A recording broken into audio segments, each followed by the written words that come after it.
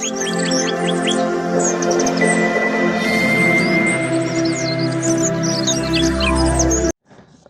بالله من الشيطان الرجيم. سورة الغاشية مكية. بسم الله الرحمن الرحيم. هل أتاك حديث الغاشية؟ وجوه يومئذ خاشعة عاملة ناصبة تصلى نارا حامية تسقى من عين آنية ليس لهم طعام إلا من ضريع لا يسمن ولا يغني من جوع وجوه يومئذ ناعمة لسعيها راضية في جنة عالية لا تسمع فيها لاغيا فيها عين جارية فيها سرر مرفوعة وأكواب موضوعة ونمارق مصفوفة وزرابي مبسوسة فلا ينظرون إلى الإبل كيف خلقت وإلى السماء كيف رفعت وإلى الجبال كيف نصبت وإلى الأرض كيف سطحت فذكر إنما أنت مذكر لست عليهم بمسيطر إلا من تولى وكفر فيعذبه الله العذاب الأكبر إن إلينا إيابهم ثم إن علينا حسابهم. صدق اللہ العظیم. ہاں جی، بسم اللہ الرحمن الرحیم. آج ہم سورۃ الغاشیہ کی تفسیر کریں گے. شروع اللہ کے نام سے جو بڑا مہربان نہایت رحم کرنے والا ہے. کہ جب قیامت آئے گی تو اس وقت جو ہے انسان کہ کس کو کتنی مہلت دی جائے گی کہ وہ کس طرح بھی اپنے آپ کو اس مصیبت سے یا مقابلے سے بچانے کو اگر کوئی تیاری کر سکتا ہے تو کر لے. کہ جب یہ گھڑی آ جائے گی تو انجام کے اعتبار سے تمام انسان دو گروہ میں بٹ جائیں گے. ایک گروہ تو ان انسانوں کا ہوگا جن کے حصے میں ذلت اور رسوائی کے سوا کچھ نہ ہوگا. ان کا ٹھکانہ جہنم ہوگا جہاں ان کی مصیبتوں اور عذابوں کو کوئی تصور ہی نہیں کر سکتا اس دنیا میں. ہاں، ان اہل جہنم کو کھولتا ہوا پانی پلایا جائے گا اور کانٹے دار گھاس کھلائے جائیں گے جس سے نہ بھوک دور ہوگی نہ جسم کو کوئی نفع پہنچے گا. دوسرا گروہ وہ ہوگا جو اس دن خوش و خرم ہوں گے. ان کے چہرے خوشی سے شاداب ہوں گے اور بہت چمک رہے ہوں گے. تو انہوں نے دنیا میں اللہ کی خوشنودی کے لیے جو کیا تھا اس کا نتیجہ دیکھ کر انہیں خوشی ہو رہی ہوگی اور انہیں وہاں جنت کے وہ انعام اور عیش و آرام نصیب ہوں گے جس کا اس وقت تصور بھی نہیں ہو سکتا. تو اس کے بعد انسانوں کو یہ توجہ دلائی گئی خاصی صورت میں کہ وہ اللہ کی مخلوقات کو دیکھ کر اس کی قدرت کو، اس ذات کی حکمت کو اور اس کی جو ہے تخلیق کو دیکھ کر انسان جو ہے اللہ کی اطاعت کرے، عبادت کرے. اور آخر میں پھر فرمایا کہ نبی کریم صلی اللہ علیہ وسلم کو تسلی دی گئی کہ آپ ان منکرین کے انکار اور مخالفت پر غم نہ کریں. فرمایا آپ کا کام تو بندوں کو سیدھی راہ کی طرف دعوت دینا ہے. وہ آپ کر رہے ہیں، آپ صلی اللہ علیہ وسلم کر رہے ہیں اور کرتے رہیں گے.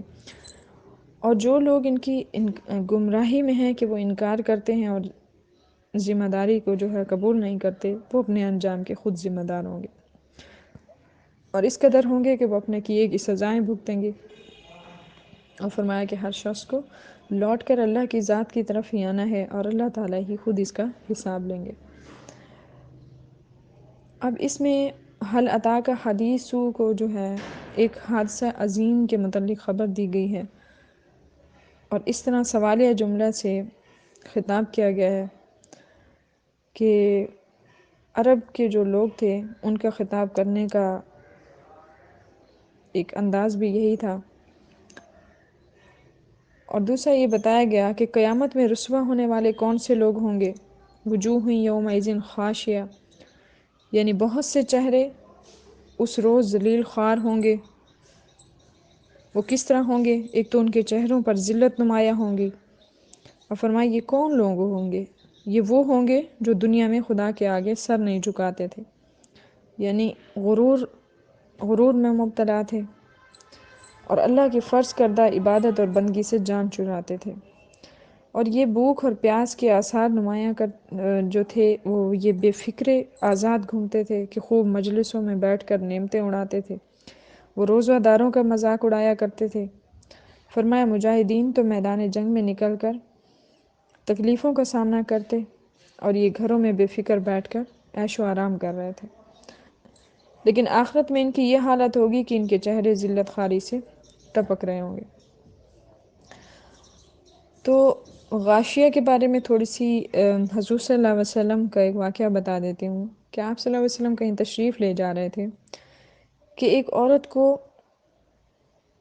عورت کی آواز سنی قرآن پڑھنے کی، تو آپ صلی اللہ علیہ وسلم کھڑے ہو کر سننے لگے، تو اس نے یہی آیت پڑھی، حل اتاک حدیث، یعنی کیا تیرے پاس ڈھانپ لینے والی قیامت کی بات پہنچی ہے؟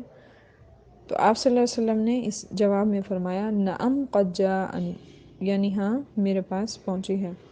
تو یقیناً جب کبھی اس صورت کی تلاوت کرتے سنیں تو آپ بھی اس کے جواب میں نعم کا جواب دیں، یعنی نعم قد جاءنی۔ تو اس دن بہت سے لوگ ذلیل اور رسوا ہوں گے۔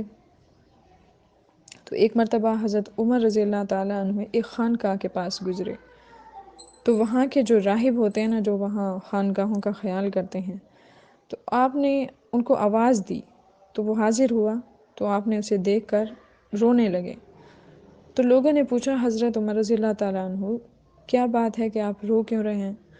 تو فرمایا اسے دیکھ کر یہ آیت یاد آ گئی کہ عبادت ریاضت کرتے ہیں لیکن آخر بھی جہنم میں جائیں گے۔ یہ کون لوگ ہیں جو خانقاہوں درباروں پر جو ہے سجدے ٹیکتے ہیں، ٹھیک ہے، منتیں مانتے ہیں، کیونکہ جب ہماری اللہ جو ہے شہرک کے قریب ہے، ہماری سب خوشیاں، دکھ، سکھ، ہر وقت جو ہے ساری نعمتیں ہمیں میسر کرنے والا وہی ہے، ہمارے دکھوں کو دور کرنے والا وہی ہے، تو پھر کیا ہوا کہ ہم اس کو بھول کر ہم دوسرے راستے پر چل پڑے ہیں، ایسا راستہ جس کو انبیاء کرام نے نہیں چنا۔ تو فرمایا وہ یعنی کہ وہ ایسے لوگ ہوں گے جو نیک کام بھی کر رہے ہوں گے لیکن آخرت میں عذاب کی تکلیفیں بھی وہ برداشت کریں گے۔ تو یہ سخت بھڑکنے والی جلتی ہوئی آگ ہوگی جہاں سوائے آگ کے اور کچھ یا انگارے کھانے کے کچھ بھی نہ ملے گا۔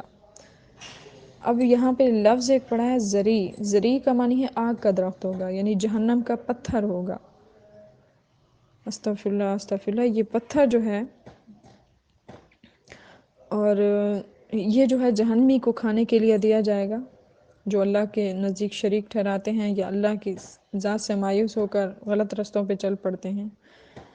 تو فرمایا کہ اس میں ایک ایسا جو درخت ہوگا جس کے زہریلے کانٹے ہوں گے، اور ان زہریلے دار کانٹوں پر جو پھل لگے ہوں گے وہ بھی بہت زیادہ کانٹوں والے ہوں گے، یعنی یہ بدترین کھانا ہوگا اور نہایت ہی برا ہوگا۔ فرمایا اس کے کھانے سے نہ بدن بڑھے گا، نہ بھوک مٹے گی، اور نہ ہی نقصان دور ہوگا۔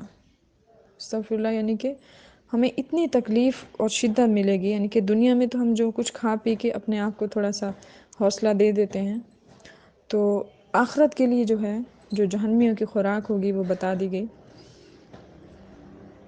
کہ جو لوگ حرام کمائی کرتے ہیں خاص طور ان کو بھی اس چیز پہ نظر ثانی کرنی چاہیے کہ ان کے ساتھ کیا ہونے والا ہے، یا کسی کے ساتھ دھوکہ کرتے ہیں یا ظلم کر کے کما کے کھاتے ہیں۔ تو فرمایا کہ اب شاداب چہرے والے کون ہوں گے؟ شاداب چہرے والے یعنی کہ نیک بخت لوگ ہوں گے، وجوہ یومئذ ناعمہ، یعنی یہ لوگ نیک ہوں گے اور یہ صالحین ہوں گے اور مومنین ہوں گے، تو جن کے چہرے اس روز بہت خوش اور بارونق اور تر و تازہ ہوں گے، جنہوں نے اپنے اعمال سے دنیا کی زندگی صرف اللہ کی رضا کی محبت میں گزار دی اور اسی میں ہی محنت مشقت برداشت کی۔ تھوڑا سا اس میں مثال دے دیتی ہوں کہ روزوں میں روزے کی بھوک اور پیاس کی تکلیف اٹھاتے تھے، اور حق کی راہ میں کوشش کرتے تھے، یعنی جہاد کے لیے، یہ جتنی بھی اسلام کے راستے پر جو ہے چلنے پر انسان کو تکلیفیں برداشت کرنی پڑتی ہیں، یا لوگ جو بھی کوئی طعنہ زنی کرتا ہے، جو بھی بدگوئی یا غیبت کرتا ہے، ان سب پر جو ہے انسان کو صبر و تحمل کی تلقین دی گئی ہے۔ فرمایا ہر طرح کے حقوق اللہ اور حقوق العباد کی ادائیگی کرنے کے لیے وہ جو ہے اس دنیا میں پر اخلاص طریقے پہ رہتے ہیں، یعنی کہ یہ نہیں کہ آپ لوگوں کو نقصان پہنچاتے رہیں اور پھر صبح شام نمازیں اور نوافل اور تسبیحات پڑھتے رہیں، تو صرف ایک چیز سے کام نہیں چلے گا، ٹھیک ہے، یعنی کہ حقوق اللہ کا بھی احترام کرنا ہے اور اس پہ عمل کرنا ہے، اور حقوق العباد کی بھی تکمیل کرنی ہے۔ ہاں جی، نیکسٹ آیت ہے کہ منکرین کو آخرت کی دعوت فکر کی بات کی گئی ہے۔ کیا مشرکین جو ہیں وہ عرب اور کفار مکہ جو قیامت اور آخرت کے پہلے تو منکر تھے، پھر جنت کی نعمتوں اور آخرت کے جو عیش و آرام ہیں ان کا ذکر سنتے ہی بڑے حیران ہوتے، اور آخرت کے بارے میں عجیب غریب انتظامات ان کو سمجھ ہی نہ آتے، تو اس لیے وہ اس چیز کا انکار کرتے تھے کہ یہ ہرگز نہیں ہو سکتا۔ تو اس لیے منکرین کو یہ بتایا گیا کہ انسان کو اللہ کی ذات کی قدرت کے بغیر جو ہے کوئی اپنا عمل پورا نہیں کر سکتا۔ اب اونٹ کی تخلیق کے بارے میں اللہ تعالیٰ نے تھوڑا اشارہ دیا۔ پہلے تو اپنے آپ کو دیکھ لے، انسان جو منکر ہوتا ہے، مشرک ہوتا ہے، یہودی ہوتا ہے، وہ سب کچھ چھوڑے، پہلے اپنے آپ کو دیکھ لے، کیا وہ دنیا جہان کا اتنا ہی خوبصورت ہے کہ اس سے بڑھ کے کوئی نہیں ہے؟ کیا وہ اپنے اندر چینجنگ لا سکتا ہے؟ جیسے ابو لہب کی بھی شاید میں نے آپ کو بات کی تھی کہ وہ کتنا اپنے آپ میں غرور رکھتا تھا اور بڑا اپنی مال دولت کا گھمنڈ تھا، لیکن اس کے اللہ تعالیٰ نے ایک نشانی رکھ دی آنکھ کی، ٹھیک ہے، جس کو وہ ٹھیک نہ کر سکا۔ لیکن کیا ہوا، عقل پہ پردے تھے، تو یہی بات کی گئی کہ پہلا نمونہ اپنی قدرت کا اللہ نے فرمایا افلا ینظرون الی الابل کیف خلقت، کیا وہ لوگ اونٹ کو نہیں دیکھتے کہ کس طرح عجیب طور پر پیدا کیا گیا ہے؟ اب اونٹ کی مثال قرآن پاک میں اس لیے دی گئی ہے کیونکہ عرب میں اس وقت جو ہے اونٹ بڑے بے نیاز ہوتے تھے، یعنی کہ معاش کا دار و مدار جو ہے وہ اونٹ پر ہی تھا، اور ان کے نزدیک اونٹ کی بڑی اہمیت تھی اور بڑی قیمت تھی، تو ہر وقت ان کی نظروں کے سامنے بھی رہتا تھا۔ تو اس کی جسامت اور بناوٹ جو ہے اور اس کی خصلت جو ہے اس کا ذکر کیا گیا کہ اگر انسان غور کرے تو اللہ کی صفت، خالقیت اور اس کی قدرت کا یہ ایک نمونہ یہ بھی ہے۔ فرمایا کہ اونٹ کی اول تو عجیب و غریب بھی ہے کہ اس قدر اونچا ہے مگر بٹھاؤ بیٹھ جاتا ہے، ٹھیک ہے، جب اسے کہو، جو مالک کہتا ہے وہ بیٹھ جاتا ہے، تو قدرت نے اس کے پاؤں کو 3 تہہ میں تقسیم کر دیا ہے، یعنی ہر پاؤں میں 2 گھٹنے بنا دیے ہیں کہ وہ طے کر کے آرام سے بیٹھ جائے، تو اس پر چڑھنا اترنا آسان ہو جاتا ہے، اور جانوروں پر کھڑا کر کے سوار ہوتے ہوئے اور بوجھ لاتے ہیں کہ مگر اس کو بٹھا کر وہ اپنا پورا بوجھ لے کر گردن کی لچک اور اس کے زور سے کھڑا ہوتا ہے۔ تو فرمایا یہ کسی جانور میں بھی یہ خوبی نہیں ہے جو اللہ تعالیٰ نے اونٹ میں رکھی ہے۔ پھر فرمایا کہ اس قدر ڈیل ڈول اس کو عطا کی اللہ تعالیٰ نے، گھی پوچھ رہے ہیں، پھر جلد چلنے پر اور آرام کے سامان ساتھ لے جانے پر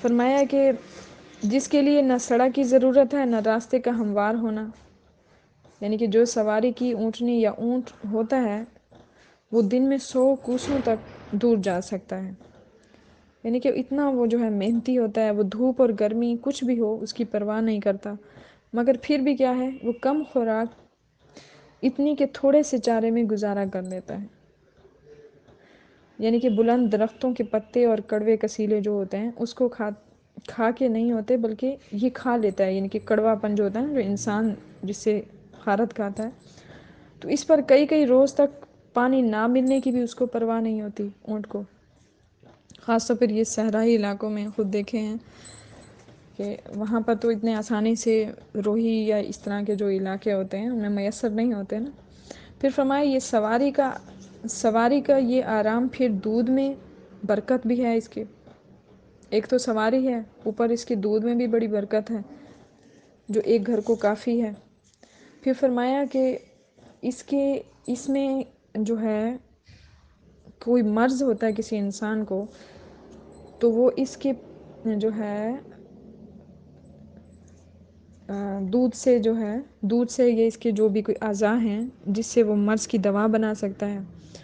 فرمایا جس سے، اور اس کی جو ہے کھال سے کیسے کیسے نفیس کپڑے بنائے جاتے ہیں، خصوصاً عرب کے لباس، کمبل، اور جو برسوں میلے بھی نہیں ہوتے اور مدتوں تک چلتے ہیں اور بڑے خوبصورت بھی ہوتے ہیں۔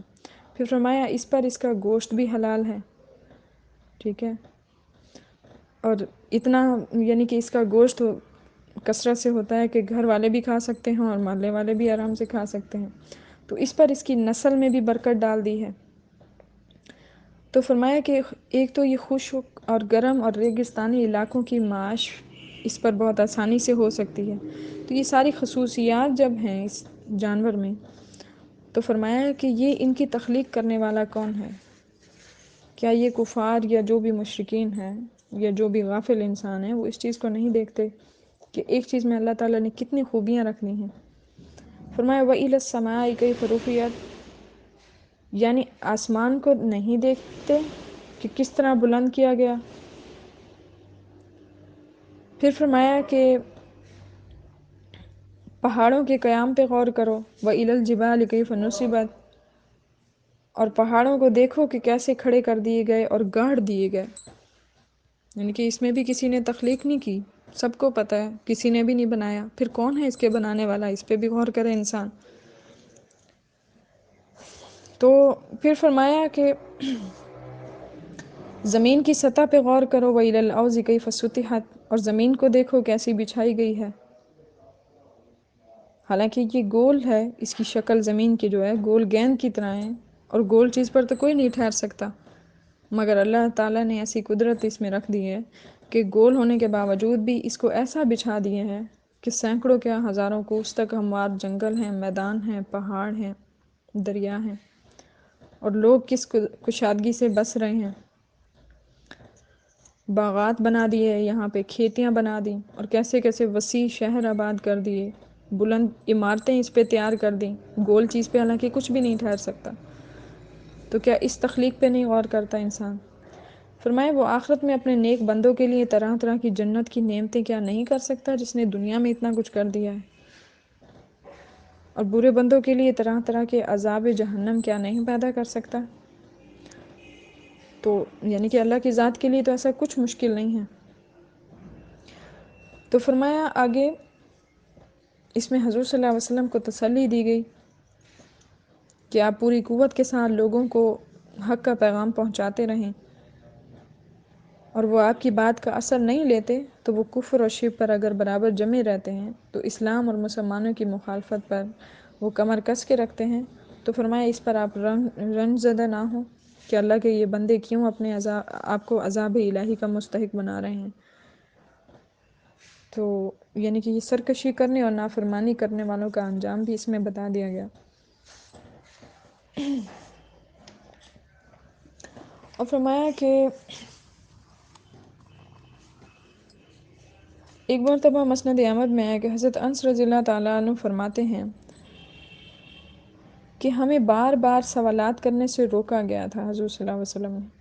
فرمایا کہ تو ہماری یہ خواہش رہتی تھی کہ باہر کا کوئی عقل مند شخص آئے تو وہ سوالات کرے۔ تو کہتے ہیں ہم وہاں موجود تھے اور پھر ہم نے کہا کہ آپ صلی اللہ علیہ وسلم فرماتے ہیں کہ خدا نے آپ صلی اللہ علیہ وسلم کو رسول بنایا ہے۔ تو آپ صلی اللہ علیہ وسلم نے فرمایا اس نے سچ کہا۔ تو وہ کہنے لگا اچھا بتائیے کہ کس نے آسمان کو پیدا کیا؟ تو آپ صلی اللہ علیہ وسلم نے فرمایا اللہ تعالیٰ نے۔ کہا زمین کو کس نے پیدا کیا؟ تو یہی جواب دیا اللہ تعالیٰ نے۔ کہا ان پہاڑوں کو کس نے گاڑا اور ان میں فائدے کی چیزیں کس نے پیدا کی؟ تب بھی آپ صلی اللہ علیہ وسلم نے یہی حکم دیا۔ تو پھر فرمایا اللہ تعالیٰ کی جس نے آسمان اور زمین پیدا کیے اور ان پہاڑوں کو گاڑ دیے، اور اللہ تعالیٰ ہی نے آپ صلی اللہ علیہ وسلم کو رسول بنا کر بھیجا ہے۔ آپ صلی اللہ علیہ وسلم نے فرمایا ہاں۔